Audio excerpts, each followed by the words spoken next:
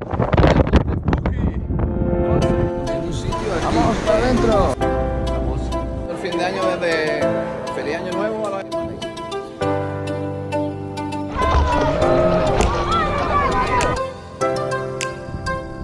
Hello, España, my friend. Estoy en las Islas Marquesas. La isla en sí es una maravilla del mundo. Sí.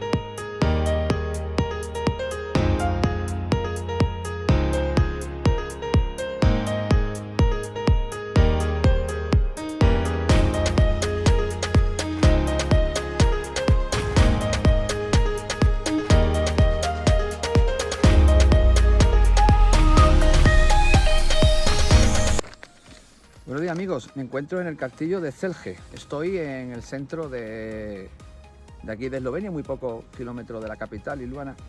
Y estoy en el castillo más viejo, más antiguo de todo lo que sería Eslovenia, ¿no?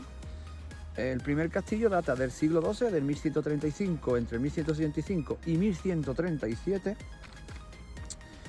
Y fue edificado sobre un palacio románico que había en la zona. Después, el castillo en el siglo XIV pasó a manos de la familia de los condes de Celje. Y la primera referencia que tenemos de este castillo fue en 1332. Formaba frontera con el Imperio Austrohúngaro, ¿vale? Y decir que su geomorfología es muy diferente a los castillos que hemos visto anteriormente, ¿no? Ya que mantiene, como he dicho, su época baja Edad Media. Un saludo desde Eslovenia.